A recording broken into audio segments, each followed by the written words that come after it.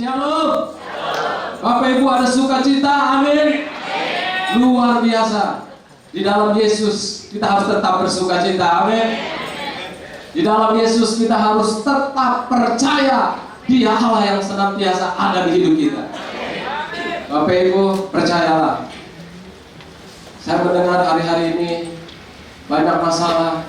Saya mendengar hari-hari ini banyak sekali kesulitan, khususnya dalam hal keuangan, karena gejolak ekonomi, ya, masalah politik selama 2 tahun ini itu berdampak sangat buat orang-orang berbisnis khususnya. Kami di Tanah Abang, Bapak Ibu kasih dalam Tuhan, ya. Tapi saya percaya banyak juga yang sedang diberkati Tuhan, amin. Karena di dalam Yesus kita mendapat apa yang kita mau. Tergantung fokus kita, tergantung hati kita, amin. Nah, doa saya pagi ini, saya akan sampaikan firman Tuhan tentang dimana mempersembahkan hati yang berkenan di hadapan Tuhan. Berbahagialah orang yang suci hatinya, karena dia akan melihat Allah. Ada amin? Saya rindu setiap kita punya hati yang senantiasa percaya kalau Allah kita sampai detik ini Dia tidak pernah meninggalkan saudaranya. Amin. Puji Tuhan, Bapak Ibu kasih dalam Tuhan. Kurang lebih 2 minggu yang lalu tim misi kita baru kembali pulang dari pedalaman Kalimantan, daerah Rawak, Skadau tepatnya. Nah, Bapak Ibu kasih dalam Tuhan, waktu itu saya melayani di satu jemaat Tuhan. Dia merasa diberkati, ya, dia telepon pada saya hari Senin kemarin. Dia mau sharing tentang bagaimana dia mengalami kehidupan hari-hari ini. Begitu banyak masalah dia hadapi hari-hari ini, khususnya tentang keluarganya dia. Bapak Ibu kasih dalam Tuhan, dia katakan bahwa sejak dia lahir sampai hari ini dia sudah berkeluarga, dia sudah punya 4 orang anak. Dia katakan, saya tidak pernah merasakan kebahagiaan. Suami saya tidak menjadi imam di tengah keluarga. Dia terbuka, Bapak Ibu kasih dalam Tuhan, diceritakan semuanya kepada saya. Nah, saya tanya, ibu kok bisa telepon saya? Dia katakan, Pak, waktu altar call, saya maju paling dulu, Pak. Saya didoakan. Waktu itu Bapak ketika melupakan tangan, ada suatu beban yang terlepas di jiwa saya. Ada suatu ikatan atau mungkin beban yang selama ini saya bawa bertahun-tahun, Pak. Saya merasa ada kelegaan. Bertambah lagi dengan malam di mana ada pencurahan Roh Kudus. Beberapa malam saya ikuti. Saya merasa ada sukacita, Pak. Saya digerakkan oleh Tuhan. Saya mau sharing dengan Bapak. Yang katakan dia terlahir dari keluarga yang broken home, terlahir dari keluarga papa mamanya itu, Bapak Ibu kasih dalam Tuhan, seorang germo. Dia cerita terbuka kepada saya, seorang ibu rumah tangga. Dia katakan dari sejak remaja dia hidup bebas, menjadi perempuan malam. Papa mamanya kawin cerai. Bapak tahulah seorang orang tua menjadi germo. Dia katakan sejak lulus SMA saya menikah dengan seorang anak Tuhan, dan saya diberkati di suatu gereja kuno secara Kristen resmi. Dia diberkati di suatu gereja, dan dalam perjalanan kehidupannya dia juga sekolah teologi. Lalu dia juga masuk melayani Tuhan bersama dengan suaminya. Tetapi apa yang dia mau tanyakan kepada saya, Bapak Ibu kasih dalam Tuhan, bertahun-tahun dia membina hubungan dengan suaminya. Dia merasa tertekan, dia terus didakwa, dia terus disalahpahami. Pak Pendeta, setiap waktu suami saya mempersalahkan saya. Kamu wanita gak benar, kamu waktu menikah sudah tidak gadis lagi, kamu udah gak perawan lagi, kamu beda dengan orang-orang yang lain. Kenapa saya harus bertemu dengan engkau? Suaminya terus mendakwa dia. Dia merasa tertekan bertahun-tahun. Bapak Ibu kasih dalam Tuhan, dia katakan 12,5 tahun dia bertahan. Karena dia tahu dia seorang anak Tuhan, dia mengerti firman. Ya, Bapak Ibu kasih dalam Tuhan, dia nggak mau bercerai. Karena apa yang dipersatukan oleh Tuhan nggak boleh dipisahkan oleh manusia. Dia sadar, dia tahu persis. Tetapi dia nggak bisa bertahan. 12,5 tahun dia akhirnya bercerai. Bapak Ibu kasih dalam Tuhan, dia dikaruniai seorang 4 anak. 3 anak yang ikut suaminya, yang anak yang paling kecil ikut dia. Dia katakan, Pak, yang ingin saya tanyakan adalah, saya tahu, Pak, beban yang mengikat saya adalah hari-hari ini saya tahu, saya hidup di dalam perzinahan.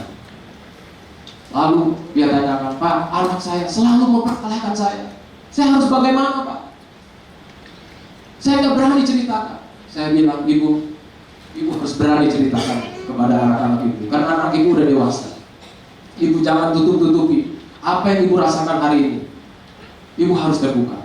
Tapi yang paling terpenting, Bu, saya katakan, Ibu jangan pernah kecewa. Ibu harus berdamai dengan Tuhan. Ibu harus mengampuni anak-anak. Ibu harus menerima anak-anak Ibu apa adanya. Ibu harus mengampuni suami Ibu. Dan Ibu harus tinggalkan dosa berzina. Dia sadar persis dengan sharing yang beberapa menit lewat telepon. Dia disadarkan. Saya katakan seperti ini.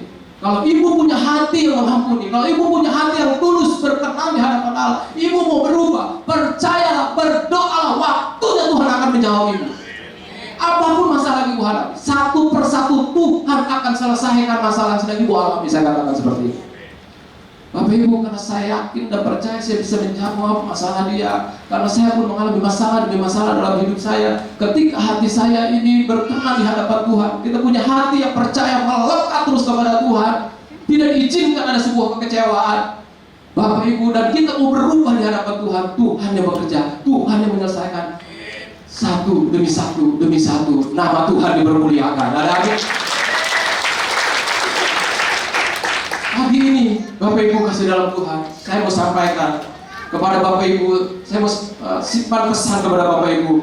Hari-hari ini begitu banyak masalah, begitu banyak kesulitan kita hadapi di depan kita. Bahkan ke depan keadaan dikatakan bukan semakin baik. Tapi saya mau katakan pagi ini, bersama dengan Tuhan kita akan lakukan perkara-perkara besar. Orang percaya anak Tuhan yang melekat hatinya kepada Tuhan, Tuhan pasti bela dia. Amin. 3 hal saya ingin sampaikan dengan singkat. Bapak Ibu kasih dalam Tuhan. Pertama kita harus mari kita lihat firman Tuhan. Pertama kita harus menjaga hati kita. Amsal 4 ayat 23 dikatakan, jagalah hatimu dari segala kewaspadaan, karena dari situlah terpancar kehidupan. Amin. Bapak Ibu kasih dalam Tuhan, kita harus menjaga hati kita supaya terpancar kehidupan, supaya terpancar kasih Tuhan, supaya terpancar buah-buah Roh Kudus dalam hati kita, supaya terpancar di dalam hidup kita sebagai anak Tuhan. Ada Tuhan di hidup kita. Amin. Hati ini harus dijaga. Bapak Ibu kasih dalam Tuhan, saya melihat ada begitu banyak orang hari-hari ini mereka mulai putus asa dan kehilangan harapan di dalam hidup. Ya, saya bisa mengetahui dan melihat dengan mudah dari apa yang sering keluar dari mulut mereka. Bapak Ibu kasih dalam Tuhan, bahkan dari air mukanya saja sudah menyiratkan bahwa orang ini sedang bermasalah. Ada banyak orang saya temui bicaranya cenderung mengenai hal-hal yang negatif, mengeluh, bersungut-sungut, menggerutu dan sebagainya. Orang-orang begitu gampang tersulut emosi, menjadi orang yang sulit bersabar, lalu menjadi pribadi yang pemarah, mulai pesimis, tidak percaya diri. Bapak Ibu kasih dalam Tuhan, meragukan masa depan, mudah tersinggung oleh karena masalah demi masalah dihadapi. Oleh karena itu hati ini harus dijaga, Bapak Ibu. Hati ini harus dipelihara. Kita lihat di dalam Alkitab, di dalam Kejadian 4, Bapak Ibu kasih dalam Tuhan, di mana Kain membunuh saudaranya Habel hanya karena masalah persembahan yang tidak diindahkan. Hati Kain menjadi panas, kata firman Tuhan. Di dalam Kejadian 4 ayat yang kelima, tetapi Kain dan korban persembahannya tidak diindahkannya. Lalu hati Kain menjadi sangat panas dan mukanya muram. Ayat yang ke-8, kata Kain kepada Habel adiknya, marilah kita pergi ke padang. Ketika mereka ada di padang, tiba-tiba Kain memukul Habel adiknya itu, lalu membunuh dia. Perhatikan Bapak Ibu, betapa pentingnya hati ini harus dijaga. Betapa pentingnya hati ini harus selalu setiap waktu minta kekuatan dari Tuhan. Bayangkan hanya karena persembahan tidak diindahkan, adiknya Habel dibunuh. Begitu tragis Bapak Ibu kasih dalam Tuhan. Masalah hati ini nggak gampang. Bapak Ibu kasih dalam Tuhan, yang Tuhan mau adalah hati kita. Amin. Amin. Manusia melihat rupa, tapi Tuhan melihat hati. Hatimu harus tetap percaya kalau Tuhan yang kita sembah, Dia berkuasa, Dia berdaulat, Dia hidup, Dia sanggup menolong saudara dan saya. Amin. Percayalah Bapak Ibu kasih dalam Tuhan. Hati ini harus dijaga. Firman Tuhan katakan dalam Matius 15 ayat 19, karena dari hati timbul segala pikiran jahat, pembunuhan, perzinahan, percabulan, pencurian, sumpah palsu dan hujat. Bayangkan, di dalam hati ini Bapak Ibu kasih dalam Tuhan, begitu banyak kejahatan. Di dalam hati ini Bapak Ibu kasih dalam Tuhan, banyak pikiran-pikiran yang jahat, kata firman Tuhan. Coba, hanya karena persembahan tidak diindahkan, hatinya sendiri dibunuh. Masalah kecil kelihatannya. Saya nggak tahu, saya nggak ngerti masalah apa yang hari-hari ini Bapak Ibu sedang alami. Tapi satu hal saya mau berpesan, jaga hati kita, jaga hatimu, amin. Jaga hati kita, jangan dikamirkan oleh karena masalah-masalah yang ada. Fokus terus kepada Tuhan, puji Dia, sembah Dia, pegang janji-janji Tuhan, pegang firman Tuhan, amin. Percayalah, percayalah, Tuhan pasti menolong kita. Tuhan pasti menyelesaikan masalah kita. Jaga hati saudara, jaga hati kita Bapak Ibu kasih dalam Tuhan. Firman Tuhan katakan dalam 1 Timotius 6 ayat 10 bagian A, karena akar segala kejahatan adalah cinta uang. Wow, kalau hati ini nggak dijaga, orang manusia itu bisa jahat. Manusia itu punya hati bisa jahat kalau hatinya nggak dipelihara, kalau hatinya nggak dijaga. Oleh karena itu, firman Tuhan juga mengatakan di mana hartamu berada, disitulah hatimu berada. Bapak Ibu, di mana hati kita hari-hari ini? Di gereja? Di hatinya Tuhan? Amin. Atau hati kita sedang mengelana kemana-mana? Bagaimana masalah ini? Bagaimana masa depan anak saya? Bagaimana masa tua saya?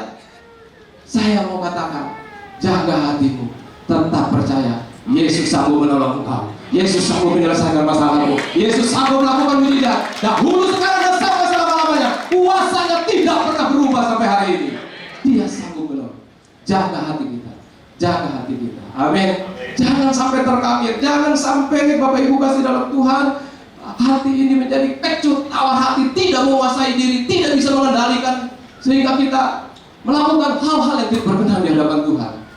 Bapak Ibu, memang hari-hari ini nggak gampang. Di depan mata saya sendiri, Bapak Ibu, teman saya merasa kehilangan. Bapak Ibu kasih dalam Tuhan, teman saya ini jujur dan baik. Teman saya ini orang yang bertanggung jawab dan dia nggak punya niat seperti itu. Di tengah bisnis yang sulit, 1 tahun dia gali lubang tutup lubang untuk membayar hutang. Dia nggak ada niat untuk kabur, dia mau lunasi hutang. Rumahnya yang satu diambil, rumah yang kedua diambil, surat yang ketiga, surat tanahnya juga diambil. Saya dengar terakhir, waktu surat terakhir satu-satunya, teman saya nggak kasih, dikatakan saya mendapat pesan bahwa dia dipukul. Saya mendapat berita juga, katanya dia minum obat karena muntah waktu tengah malam, dan pagi hari dia meninggal. Bapak Ibu kasih dalam Tuhan, di depan mata saya sendiri. Kesulitan ini memang hari-hari ini yang saya tahu di bagian kecil di Tanah Abang. Bapak Ibu kasih dalam Tuhan, anaknya masih kecil-kecil. Waktu karena mau diambil suratnya, mungkin teman saya itu berpikir, kan rumah saya udah diambil, mungkin buat anak dan istrinya nanti. Tapi apa yang terjadi? Bapak Ibu kasih dalam Tuhan, ada satu lagi teman saya, hari-hari ini Bapak Ibu kasih dalam Tuhan, dia kena penipuan lagi. Ya, kayak semacam sindikat di Tanah Abang. Di Tanah Abang banyak preman, Bapak Ibu kasih dalam Tuhan. Pendeta pun Bapak Ibu kalau nggak bisa menilai hatinya, mana tahu itu juga bisa preman, Bapak Ibu. Ya, nah, jadi teman saya ini dia punya marketing, ya, dia masukin ke 5 toko, Bapak Ibu kasih dalam Tuhan. Ya, ceritanya begini, dia kena penipuan itu, 5 toko dia masukin, toko-toko yang bagus, ya, bisa dipercaya dong sama teman saya, walaupun dia nggak langsung dulu. Begitu sebut nama toko A, toko Alia, ya. Nah, langsung orang tahu. Siapa nggak tahu kok Alia? Toko pipi, siapa yang nggak tahu? Langsung dikirim barangnya, Pak. Walaupun cuma sekian miliar, ya, sekian M, teman saya kena tipu. Singkat cerita, Tensil itu kan kredit, Bapak Ibu kasih dalam Tuhan. 3 bulan kemudian begitu mau ditagih, datang ke toko pertama, lah kok saya nggak ambil barang ini. Datang ke toko kedua, lah kok saya nggak ambil. Datang ke toko 3, tahu dari mana kamu lagi dari sini? Kirim ke mana? Mana alamatnya? Ini bukan alamat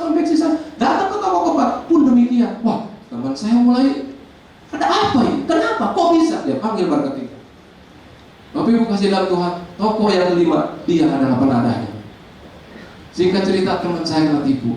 Hari-hari ini Bapak Ibu kasih dalam Tuhan, hanya karena soal uang, orang semakin jahat. Betul kata firman Tuhan, di akhir zaman manusia akan semakin jahat, karena keadaan makin sulit dan sukar. Tapi kita sebagai anak Tuhan, sesulit apapun masalah yang Bapak Ibu sedang hadapi, percayalah, kalau engkau benar, kalau hatimu terus dijaga, percaya melekat kepada Tuhan, pertolongan Tuhan tidak pernah kelihatan. Amin. Ini tepuk tangan buat Tuhan kita.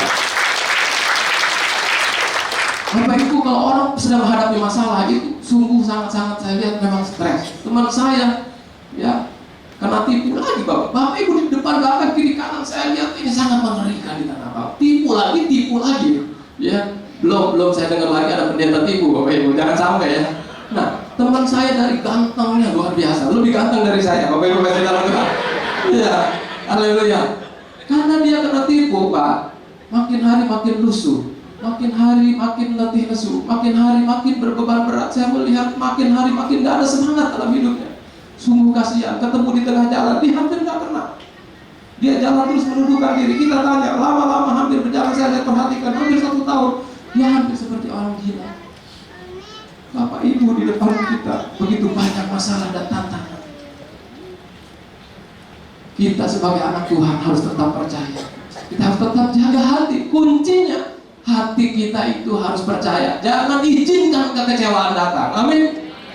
Nah, hal yang kedua, Bapak Ibu kasih dalam Tuhan, dengan cepat saya sampaikan supaya firman Tuhan ini tidak terlalu lama. Oh iya, Bapak Ibu kasih dalam Tuhan, sebelumnya saya akan saksikan di mana saya pun hari-hari ini mengalami kredit macet.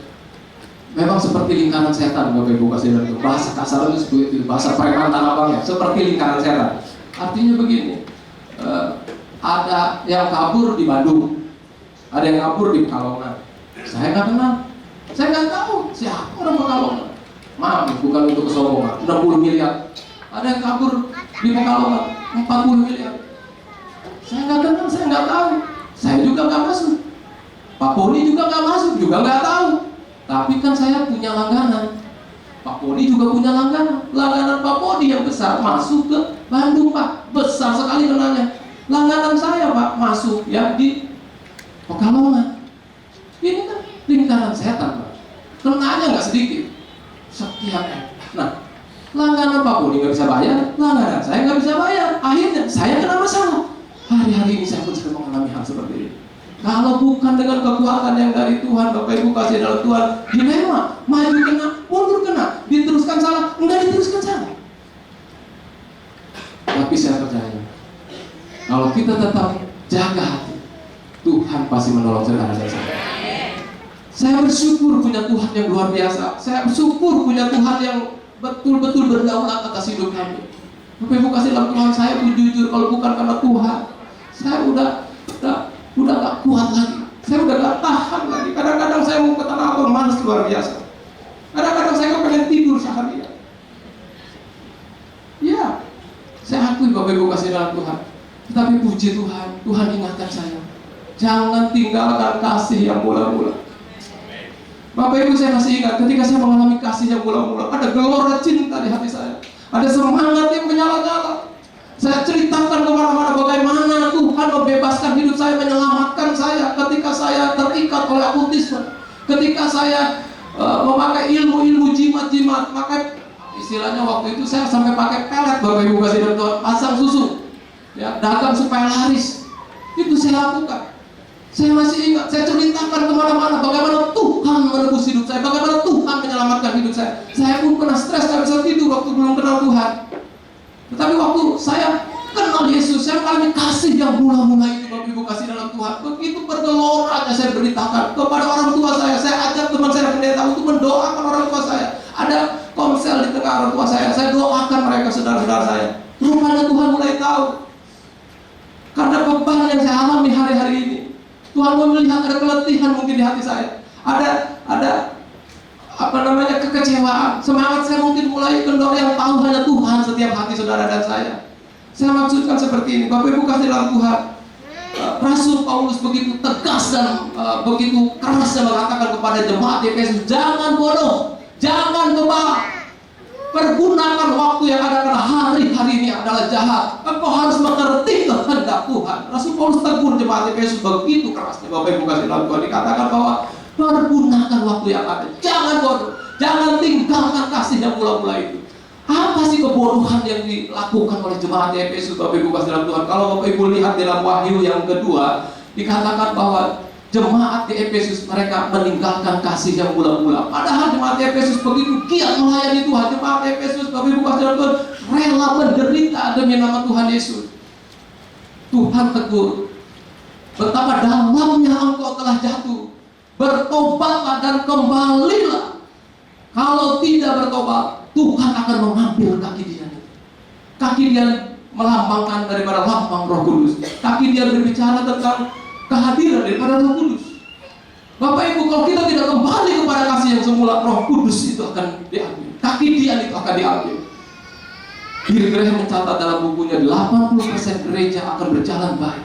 Gedungnya mewah, jemaatnya banyak, mereka berjalan seperti apa adanya, baik-baik saja. Tetapi sesungguhnya Roh Kudus sudah meninggalkan mereka. Bapak Ibu kasih dalam Tuhan, berkali-kali Tuhan berdaulat dalam hidup kami. Ketika saya hadapi masalah demi masalah dalam hidup saya, sekali dan sekali lagi Tuhan ingatkan saya. Waktu itu saya nggak bisa terima, karena saya juga lagi mikir terus, ini usaha mau diterusin atau enggak. Saya mau usaha apa lagi? Jujur Bapak Ibu, nggak gampang.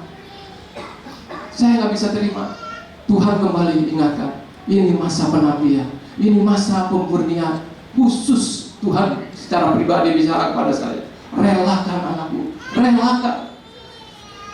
Bapak Ibu kasih dalam Tuhan. Kenapa orang stres? Karena mereka nggak rela. Mereka nggak rela kehilangan. Kenapa orang, Bapak Ibu kasih dalam Tuhan, kita sering mendengar mau pensiun mereka, wah ada yang sakit-sakitan. Karena mereka nggak siap. Mereka nggak rela kehilangan jabatan. Mereka nggak rela kehilangan kedudukan mereka. Mereka nggak rela kehilangan harta benda mereka, keuangan mereka. Tapi saya bersyukur Roh Kudus beri kekuatan. Relakan anakku, relakan. Artinya saya harus merelakan apa yang ada hilang saat ini. Tapi Bapak Ibu kasih dalam Tuhan, Roh Kudus beri kekuatan. Di waktu yang akan datang, Tuhan akan kembalikan berlipat kali ganda. Saya bersyukur kepada Tuhan, memang betul Tuhan. Waktu beberapa tahun yang lalu saya pun pernah mengalami hal yang sama. Saya kena tipu. Tuhan tidak pernah meninggalkan kami. Saya sungguh-sungguh melayani Tuhan. Saya tidak pernah tinggalkan pelayanan. 2 kali lipat Tuhan kembalikan berlipat ganda. Beri tepuk tangan buat Tuhan. Tuhan kita itu Allah yang berdaulat. Tuhan yang sanggup kita andalkan. Amin. Allah yang tidak pernah meninggalkan kita. Kita harus banyak belajar Bapak Ibu kasih dalam Tuhan tentang kebenaran firman Tuhan. Kita belajar dalam tokoh Ayub. Siapa Ayub? Semua anak sekolah minggu tahu Ayub adalah orang yang saleh dan jujur, orang yang takut akan Allah. Bapak Ibu kasih dalam Tuhan, pelajaran apa yang dapat kita ambil dari hidup Ayub? Ketika Ayub menghadapi masalah, anak-anaknya meninggal, harta bendanya habis lenyap dalam waktu sekejap, kata firman Tuhan. Tetapi apa yang dikatakan oleh Ayub? Mari lihat Ayub 1 ayat 20 sampai ayat yang ke-22.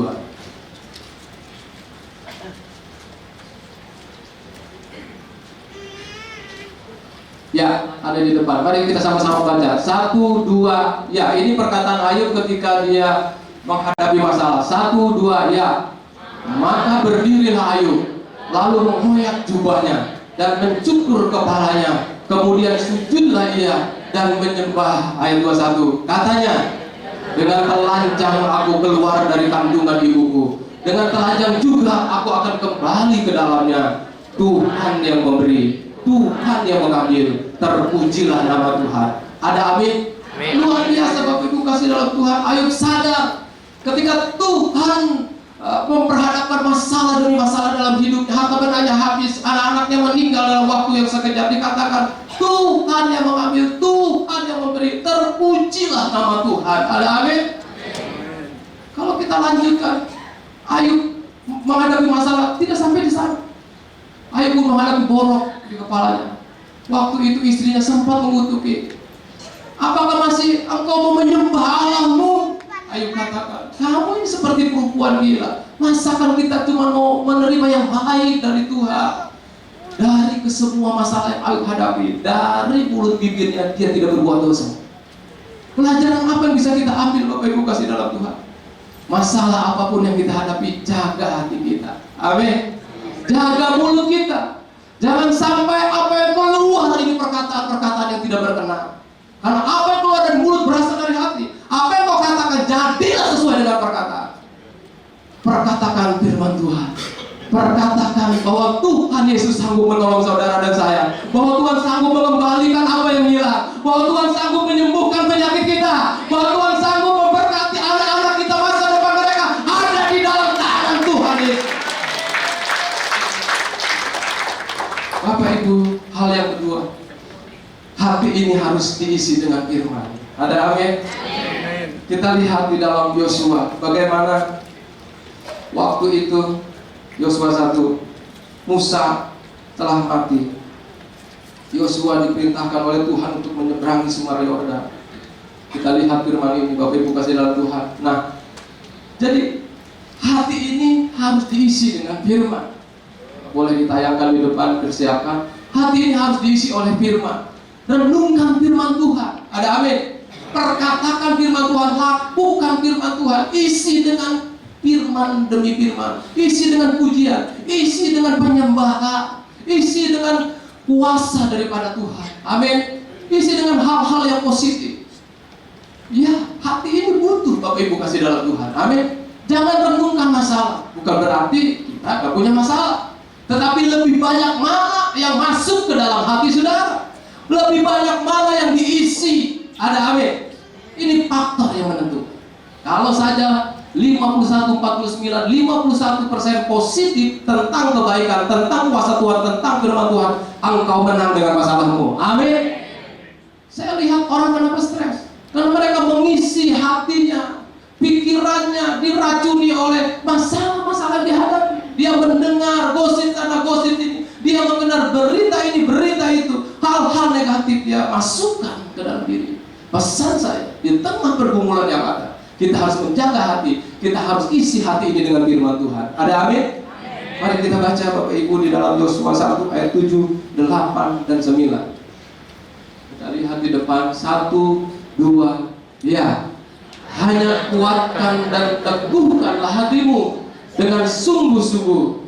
Bertindaklah hati-hati sesuai dengan seluruh hukum yang telah diperintahkan kepadamu oleh hamba-Ku Musa. Jangan menyimpang ke kanan atau ke kiri, supaya engkau beruntung kemanapun engkau pergi. 8. Janganlah engkau lupa memperkatakan kitab Taurat ini, tetapi renungkanlah itu siang dan malam, supaya engkau bertindak hati-hati sesuai dengan segala yang tertulis di dalamnya. Sebab dengan demikian perjalananmu akan berhasil dan engkau akan beruntung. Ayat yang ke-9. Bukankah telah kuperintahkan kepadamu, kuatkan dan teguhkanlah hatimu, janganlah kecut dan tawar hati, sebab Tuhan Allahmu menyertai engkau kemanapun engkau pergi. Ada amin?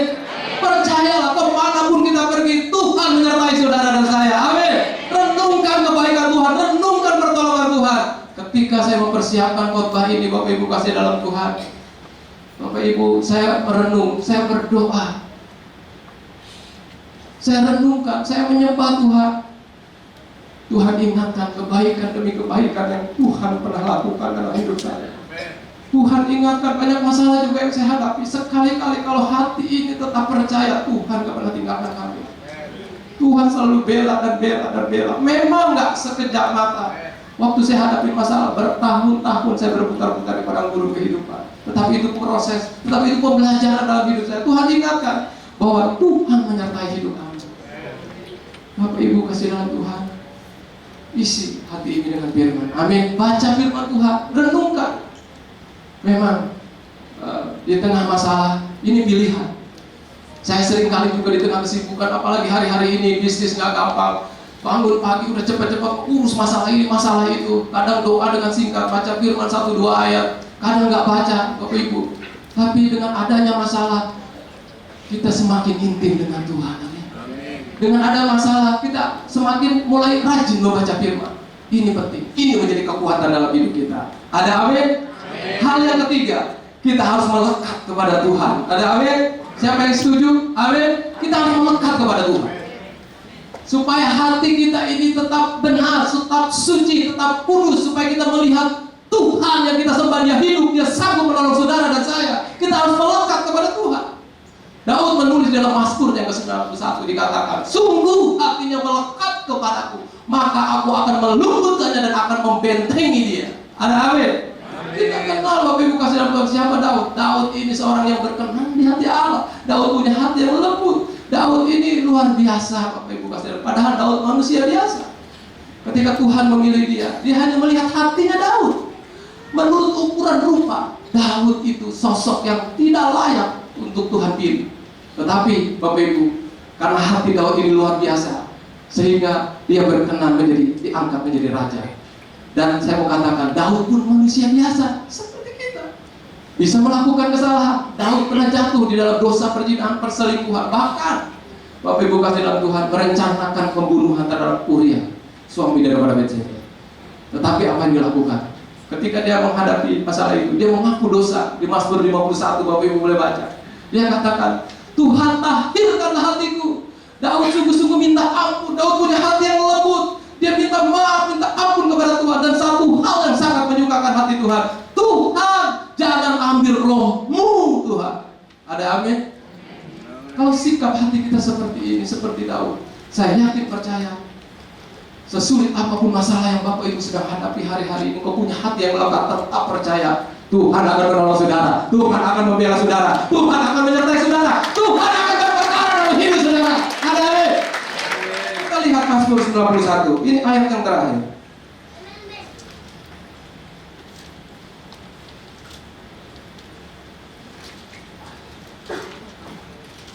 Mazmur 91 ayat 14, 15 dan 16. Kita akan sama-sama baca, kita akan melihat di multimedia biar sama-sama kita diberkati. 1, 2, ya.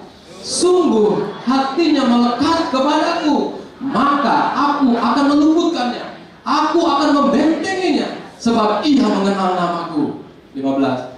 Bila ia berseru kepadaku, aku akan menjawab. Aku akan menyertai dia dalam kesesakan. Aku akan meluputkannya dan memuliakannya. Ada amin Bapak Ibu kasih dalam Tuhan? Nah, ayat yang ke-16 yang terakhir.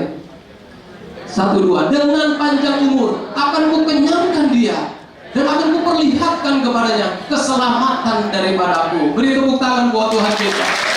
Wow, berkat bagi anak Tuhan, orang percaya melekat kepada Tuhan, Tuhan akan lumpuhkan. Amin.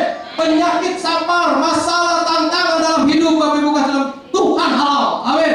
Walau musuh beribu-ribu di depanmu, Tuhan akan menolong kau. Bahkan malaikat akan diutus untuk menopang engkau. Amin. Kalau kita baca ayat-ayat sebelumnya, luar biasa dikatakan, engkau tak usah takut terhadap kedahsyatan malam. Ini pengalaman daripada Daud, terhadap panah yang terbang di waktu siang, terhadap penyakit sampar yang berjalan di dalam gelap, terhadap penyakit menular yang mengamuk di waktu petang. Sebab Tuhan ialah tempat perlindunganmu yang maha tinggi, tempat kau buat tempat perteduhanmu. Luar biasa. Ayat 11. Sebab malaikat-malaikatnya akan diperintahkannya kepadamu untuk menjaga engkau di segala jalanmu. Ada amin.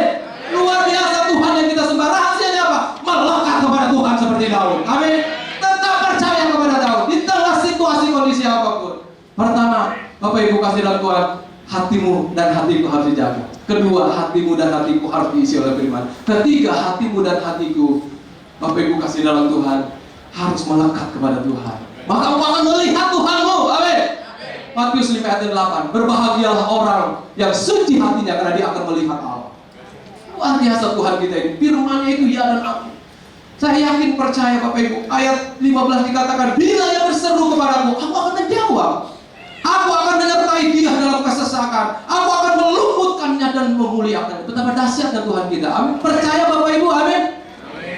Saya sangat yakin dan percaya karena ini sudah Tuhan lakukan dalam hidup kami. Ketika kami menghadapi masalah demi masalah, ketika kami menghadapi kesulitan demi kesulitan, ketika kami belajar menjadi sebagai orang tua, Bapak Ibu, saya merasa gagal dalam hidup ini. Pelayanan boleh besar, pelayanan boleh baik, Tapi ketika kita nggak bisa jadi terang, ketika kita menjadi saksi di tengah keluarga, ketika kita nggak bisa menjadi orang tua yang baik, saya merasa gagal.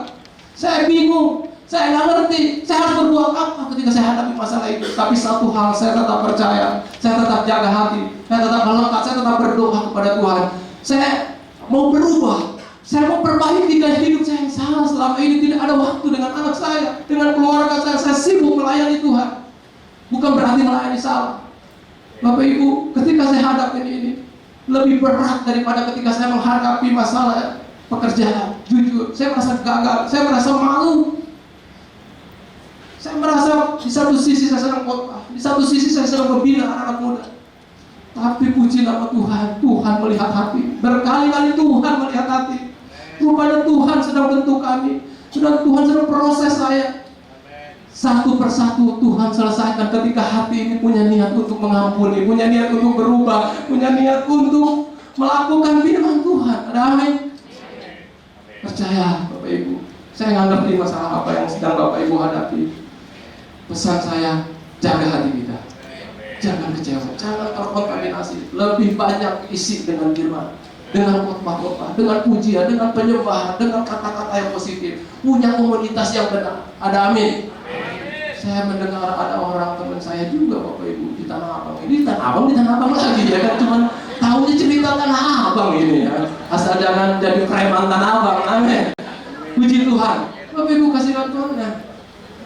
Jadi mau cerita apa tuh tadi? Jadi lupa gara-gara preman ya kan. Wah, Christian ketawain sih kalau luar biasa. Bapak Ibu kasih dalam Tuhan. Pokoknya percayalah, Tuhan kita itu baik. Amin. Percaya. Mari saya panggil Bapak dan Sinar. Firman Tuhan cuma singkat seperti ini, tapi inilah rema, tapi inilah yang Tuhan mau sampaikan hari-hari ini. Karena lewat kesulitan, kesukaran yang ada tidak sedikit Bapak Ibu kasih dalam Tuhan, orang-orang itu mengalami stres. Nah, tadi saya saksikan teman saya ini, mereka punya komunitas yang salah. Ya. Akhirnya apa? Dia bunuh diri. Sungguh mengerikan. Tapi saya melihat, termasuk saya bersyukur ada di tempat ini. Saya bersyukur punya teman-teman yang selalu memberi kekuatan kepada saya. Saya bersyukur punya anak-anak remaja, anak-anak youth. Ketika saya melihat mereka juga punya masalah lebih berat dari saya, tapi mereka tetap percaya kepada Tuhan. Saya merasa dihibur, saya merasa dikuatkan. Ada amin? Mari Bapak Ibu tetap berdoa, tetap percaya. Amin. Rajin membaca firman. Kita akan berpujian di hadapan Tuhan. Terima kasih.